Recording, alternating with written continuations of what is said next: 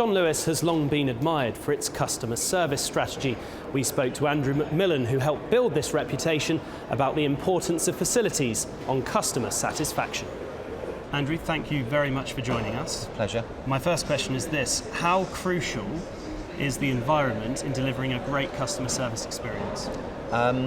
It's not crucial. That's a terrible thing to say at an FM conference interview, isn't it? It's not crucial, but it's a massive, massive advantage if the environment is right. So I suppose my example of that, going back to my days at John Lewis, is actually a lot of the shops for many years were in desperate need of refurbishment. They haven't had significant investment, but yet the service offered in those shops was still really good, because it was about the leadership of the people and the ethos and the culture and the brand and their pride of working within that brand.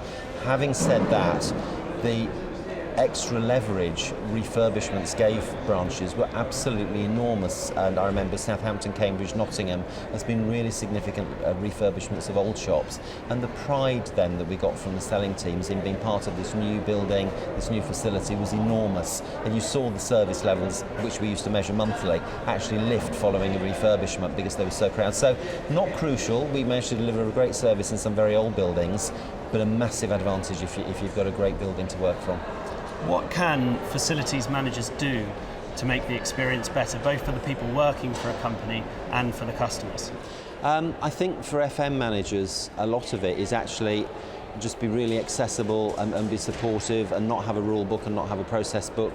The number of organisations I've worked with as a consultant where, oh well, if a light bulb's out or the heating doesn't work, you've got to fill in this form, and then you've got to do that, and then you've got to do that, and then somebody will come and assess it, and then they'll get to put on a work schedule. All that kind of stuff around maintenance that goes on has, certainly in businesses I've worked within, John Lewis and subsequent businesses, created quite bad press for an FM team, whereas if they're kind of very responsive, very proactive, and a kind of friendly face that's going to support you in your job, whatever that might be, I think they can play a huge part, enormous part. What do you think the future holds for environment in the workplace? I think it's getting really, really more and more important. I think with anything these days, because of the digital age that we're in, there's an awful lot more transparency.